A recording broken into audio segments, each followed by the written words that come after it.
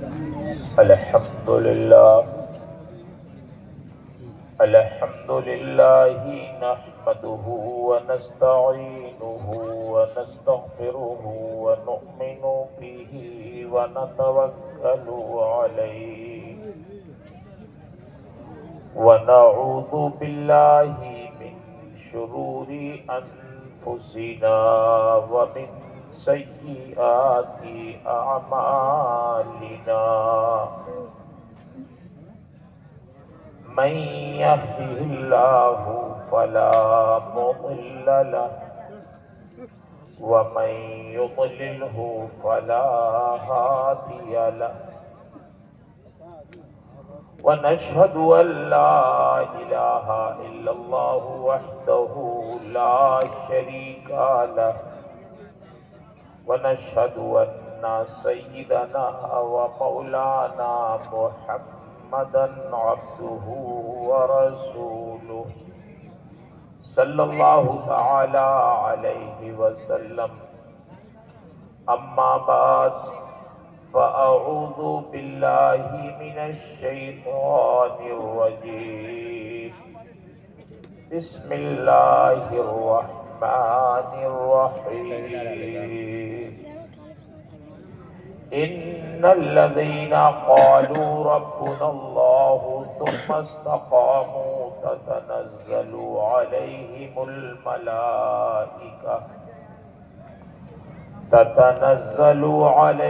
الملائكة ولا تخافوا ولا تحزنوا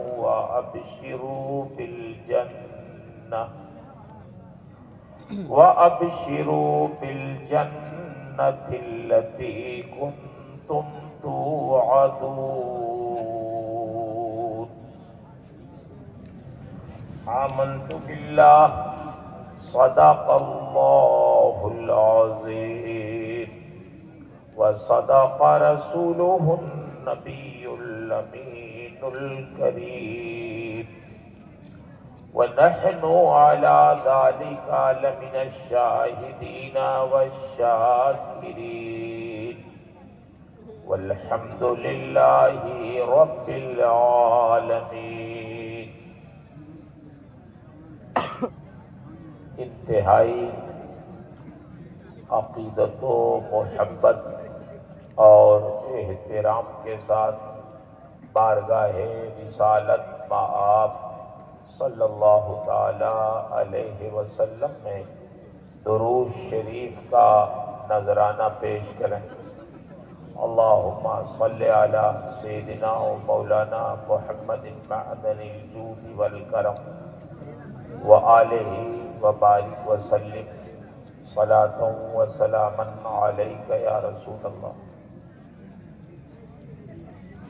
رب العالمین کا بے پناہ شکر اور اس کا احسان ہے کہ اللہ تعالیٰ نے ہمیں اور آپ کو اپنے ایک محبوب بندے کے عرس کی تقریب میں اکٹھا فرما دیا ہے. اللہ تعالیٰ آپ کی ہم سب کی شرکت کو قبول فرمائے اور یہاں سے اٹھنے سے پہلے اللہ تعالیٰ ہم سب کی مغفرت فرمائے اور جب جائیں تو حضور خطیب البراہین علیہ الرحمت و رضوان کے فیوز و برکات سے مالا مال فرمائے. رات کے تقریباً 3 بجنے والے ہیں. اس وقت کوئی بہت اچھے شاعر ہی آپ کو بیدار کر سکتے ہیں.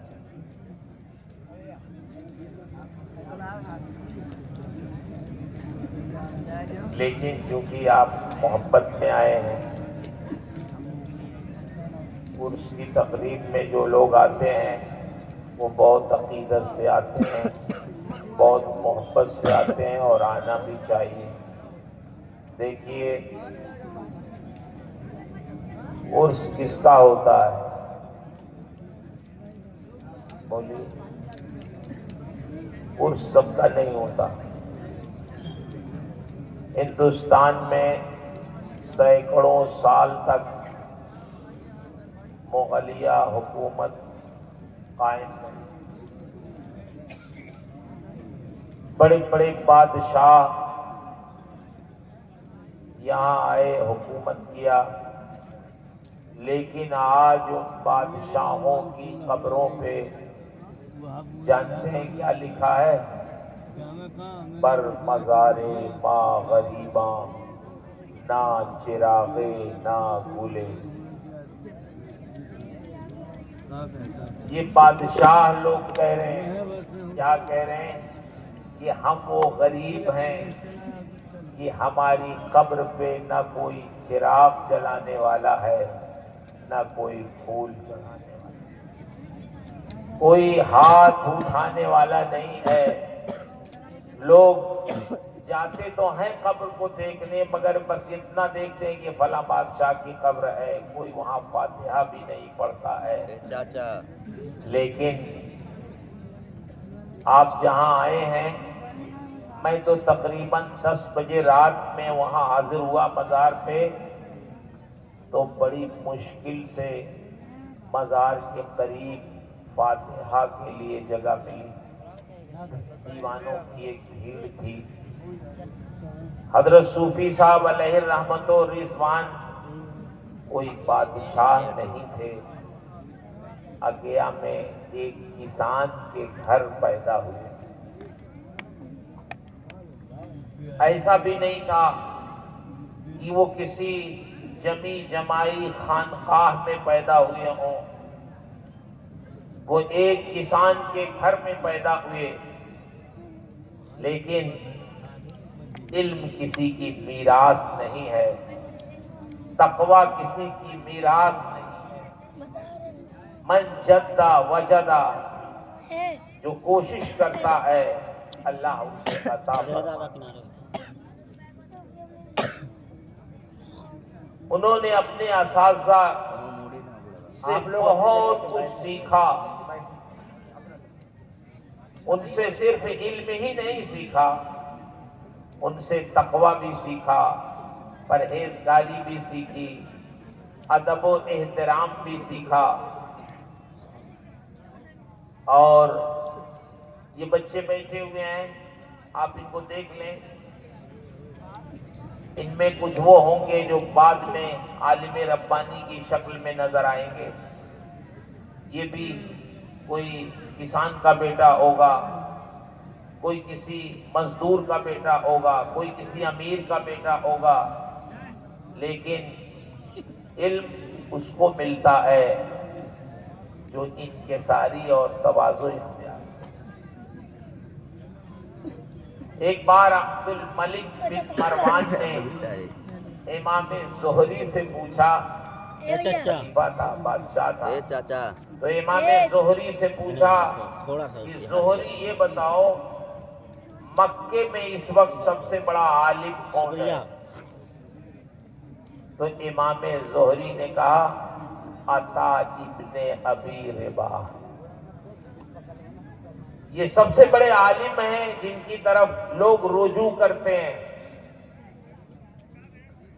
कहा, यमन में कौन सबसे बड़ा आलिम है?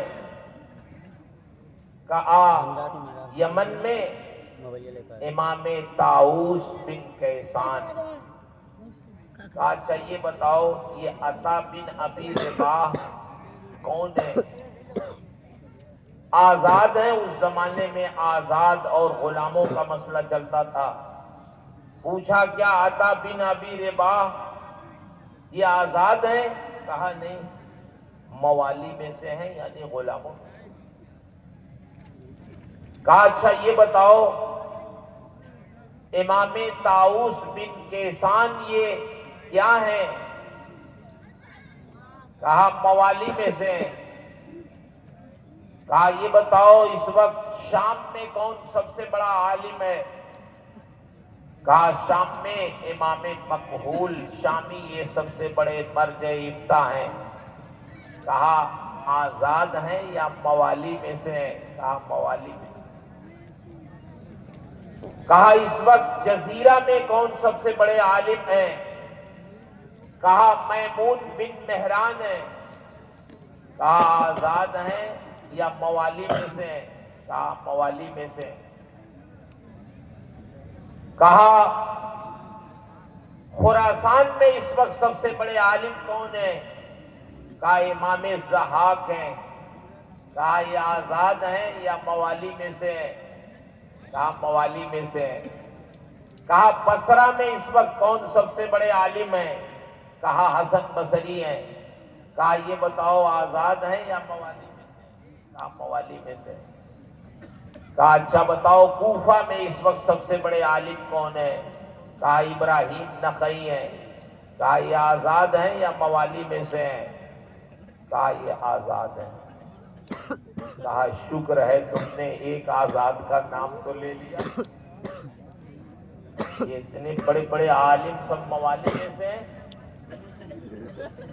تو امام زہری نے کہا خلیفہ انما ہوا دین من تعلم سادہ ومن ترک سقط۔ یہ علم دین ہے، جو حاصل کرتا ہے کوشش کرتا ہے وہ سردار بن جاتا ہے، اور جو چھوڑ دیتا ہے وہ اپنے منصب سے گر جاتا ہے۔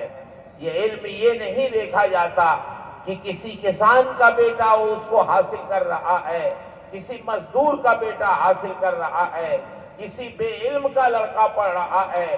نہیں نہیں، میں نے تو یہ دیکھا کہ کتنے ایسے بچے جامعہ اشرفیہ میں ایک نمبر پہ رہتے ہیں جن کے ناشتے کا بھی کوئی انتظام نہیں رہتا، جن کے اخراجات کا بھی کوئی انتظام نہیں رہتا۔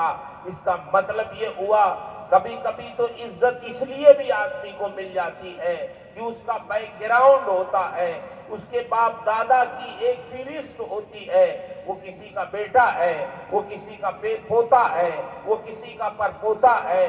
حضور خطیب البرائین وہ بیٹے ضرور تھے، صاحبزادے نہیں تھے، وہ ایک بیٹے تھے، لیکن انہوں نے اپنی زندگی طالب علمی کے زمانے سے لے کے اور اپنی زندگی کے آخری وقت تک اللہ کے رسول کی سنت میں گزاری، تو آج لاکھوں مریدین ان کے عقیدت مند ہندوستان اور بیرون ہند پائے جاتے ہیں۔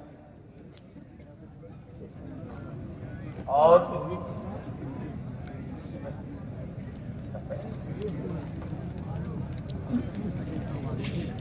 میں نے تو محسوس کیا، میرے بھائیوں جو مریدین ہیں وہ تو محسوس کرتے ہوں گے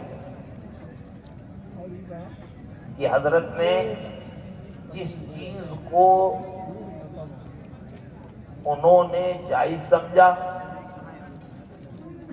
اس کو استعمال کیا، اور جس چیز کو انہوں نے ناجائز سمجھا کبھی ایسا نہیں ہوا کہ فتویٰ کچھ دیں عمل کچھ ان کا رہے۔ کبھی نہیں ایسا عمل کہ عمل ان کے قول کے خلاف ہو۔ کبھی کبھی ایسا ہوتا ہے آدمی فتاوے تو لکھ دیتا ہے، لیکن کبھی کبھی کوئی مجبوری اس کو پیش آ گئی، وہ سفر بھی کر لیتا ہے۔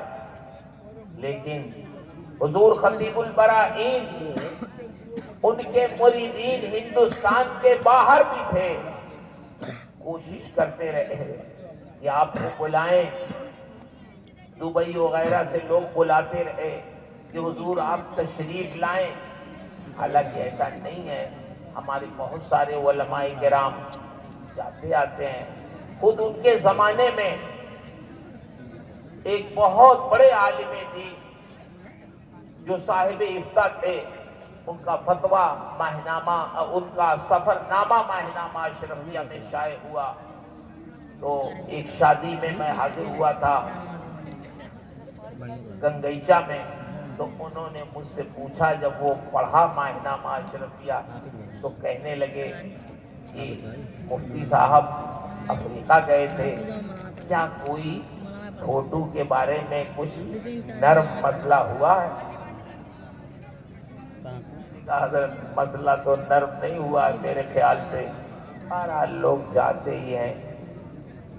کہنے لگے ہمارے کچھ مریدین بہت زور دے رہے ہیں دبئی وغیرہ سے کہ آئیے، تو میں نے جب پڑھا تو میں نے سمجھا شاید کچھ مسئلے کا حل نکلا ہو۔ میں نے کہا نہیں، ابھی تو حج فرضی کے لیے لوگ اجازت دیتے ہیں، اس وقت یہ آئی ڈی وغیرہ کا بھی مسئلہ نہیں تھا۔ تو کہنے لگے نہیں تو پھر میں نہیں جاؤں گا۔ पूरी जिंदगी कहीं दूसरे मुल्क का सफर उन्होंने नहीं किया, इसलिए कि वीजे में फोटो लगता है और शरारत। जिस चीज को उन्होंने समझा उस पर अमल किया। ऐसा बड़ा मुश्किल काम होता है ये। हम तो रहते हैं लोगों के दरमियान देखते हैं, लेकिन अल्हम्दुलिल्लाह हमारे हुजूर खतीबुल बराहीन वो शख्सियत थे कि जो उनका कौल था वही अमल था। हुजूर शारह बुखारी अलैहि रहमा असर के बाद की मजलिस में जब बैठे तो चूंकि वो बहुत तजर्बाकार बुजुर्ग थे, बहुत बड़े आलिम रब्बानी थे, वो बहुत सारे लोगों को जानते भी थे, बातें होती किसी न किसी जिहत से, लेकिन जब हुजूर खतीबुल बराहीन की बात उनकी मजलिस में आती तो सिर्फ उनका एक जुमला होता कि वो बहुत नेक शख्स है। वो ये कहते कि वो बहुत नेक शख्स हैं, बहुत नेक हैं, बहुत सूफी मिजाज हैं। जबकि वो बहुत सारे लोगों को जानते थे, गुफ्तगू करते तो कुछ न कुछ बातें निकलती, लेकिन जब हजरत की बात आती तो इंतहाई सादगी के साथ वो कह देते कि वो बहुत नेक हैं और कदर भी करते हैं। हुजूर खतीबुल बराहीन के उर्स में हम और आप आए तो उर्स में आने का मतलब यह है कि जिस बुजुर्ग के उर्स में हम आए तो उनकी कोई आदत जरूर सीख कर जाए। उनकी आदत क्या थी, उनके जिंदगी के शबो रोज क्या थे। आपने बहुत सारे उलमाए किराम से सुना कि वो कैसे रहते थे, कैसे चलते थे, निगाहें कैसी थी उनकी। मैं तो ये समझता हूँ कि वो बहुत अच्छे इंसान थे। आप सोचते होंगे कि ये वली नहीं कह रहे हैं, बहुत बड़ा बुजुर्ग नहीं कह रहे हैं। ये सारी चीजें अल्लाह ने उन्हें अता फरमाई थी, लेकिन उन सब पर वो बहुत अच्छे इंसान थे। उनके अंदर कोई तकल्लुफ नहीं था, कोई रियाकारी नहीं थी, कोई दिखावा नहीं था, बल्कि नबी करीम सल्लल्लाहु अलैहि वसल्लम की सीरत में वो ढले हुए थे। अल्लाह के नबी सल्लल्लाहु अलैहि वसल्लम बेतकल्लुफ जिंदगी गुजारते थे। आपने सरकार की बेतकल्लुफ जिंदगी से सीखा था कि जिंदगी कैसे गुजारना चाहिए। मौलाना रूम लिखते हैं कि एक शख्स हाथ में चिराग लेकर रात के सन्नाटे में एक चौराहे पे खड़े होकर हर आने जाने वाले का चेहरा देखता और चेहरा देखकर वो आगे बढ़ जाता। किसी से कोई बात तो नहीं करता था, बस चेहरा देखता आगे बढ़ जाता। एक शख्स ने, एक बुजुर्ग ने उससे पूछा, अल्लाह के बंदे, तू रात के इस सन्नाटे में चिराग की रोशनी में क्या देखता है? लोगों का चेहरा देखता है, न उनसे कोई बात करता है, न कोई गुफ्तगू करता है, तू आगे बढ़ जाता है, क्या देखता है, क्या तलाशता है? तो उसने कहा, मैं इंसान तलाशता हूं। उन्होंने कहा, क्या ये जो गुजर रहे हैं ये इंसान नहीं है? कहा, मैं वो इंसान तलाश कर रहा हूं जिसके अंदर इंसानियत हो, जो सिर्फ शक्ल सूरत के एतबार से इंसान ना हो, अपनी वज़ाक़ता के एतबार से इंसान ना हो, बल्कि अंदर से वो इंसान हो। और जब अंदर से वो इंसान होगा तो अल्लाह वाला भी होगा। अंदर से इंसान होना बहुत जरूरी है। मैं तो ये कहता हूँ, आलिम बनना भी आसान है। 9 साल मदरसे में पढ़ लीजिए, आलिम हो जाएंगे। 3 साल पढ़ लीजिए, हाफिज हो जाएंगे। 2 साल पढ़िए, कारी हो जाएंगे, डॉक्टर हो जाएंगे, इंजीनियर हो जाएंगे, मास्टर हो जाएंगे, बहुत बड़े ताजिर हो जाएंगे। लेकिन कोई जरूरी नहीं कि आप अच्छे इंसान भी हो।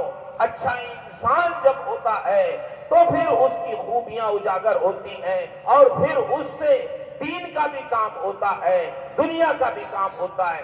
मैं उसकी एक छोटी सी मिसाल आपको बताऊं जिसको हम लोग توجہ نہیں دیتے ہیں، سمجھتے ہیں چھوٹی سی بات۔ ابھی میں سلطان پور گیا، ہمارے ایک عزیز مولانا ہیں، اشرفیہ سے پڑھے ہیں، وہ رونائی میں پڑھاتے ہیں۔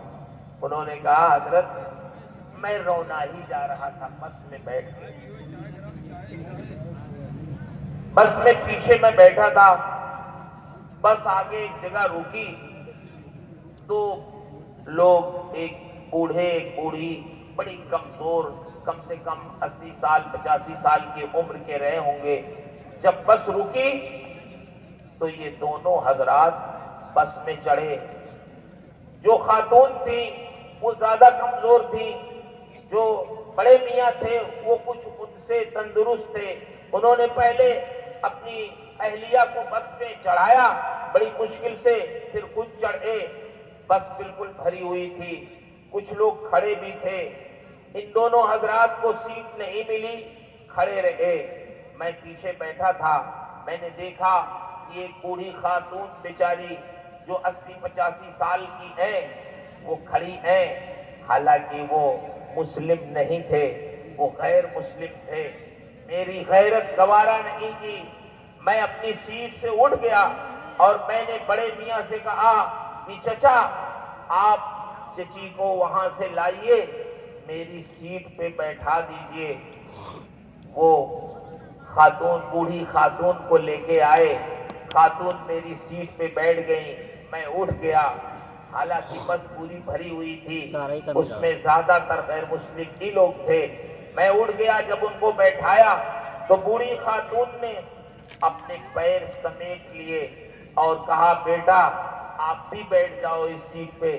انہوں نے کہا نہیں ماں آپ بیٹھیں، میں جوان آدمی ہوں، میں کچھ دیر کھڑا رہ سکتا ہوں، اور آپ ضعیف ہیں، آپ کو آرام ملنا چاہیے، آپ تشریف رکھ گئے، بیٹھیں آرام سے، فیض آباد قریب آنے والا ہے، میں ادھر جاؤں گا فیض آباد، اب بہت دور نہیں ہے، اتنی دور تک میں کھڑا رہ سکتا ہوں۔ میں کھڑا رہا، وہ خاتون بیٹھی رہی۔ تھوڑی دیر کے بعد میں نے دیکھا وہ بوڑھا آدمی جو ان کا شوہر تھا وہ بالکل جذباتی ہو گیا اور بس میں وہ چلانے لگا کہ سنو بس والو، اس بس میں کوئی انسان نہیں ہے سوائے مولانا، صرف ایک آدمی انسان ہے جو مولانا کی صورت میں نظر آ رہا ہے۔ تم لوگ اتنے لوگ بیٹھے ہو، کسی کو غیرت نہیں آئی کہ ایک بوڑھی خاتون کے لیے کھڑا ہو جائے۔ اس میں کتنے لوگ ایسے تھے جو ہمارے مذہب کے تھے، کسی کو رحم نہیں آیا، کسی کو ترس نہیں آیا۔ میں تو یہ سمجھتا ہوں اس بس میں اگر کوئی انسان ہے تو صرف وہ مولانا ہے جن کے اندر انسانیت ہے، چہرے سے کوئی فرق نہیں پڑتا کون انسان ہے کون نہیں ہے، جس کے اندر انسان ہو، انسانیت ہو، وہی حقیقت میں انسان۔ آپ سمجھتے ہیں کوئی معمولی بات ہے، میں کہتا ہوں اس سے نہ صرف آپ کے اخلاق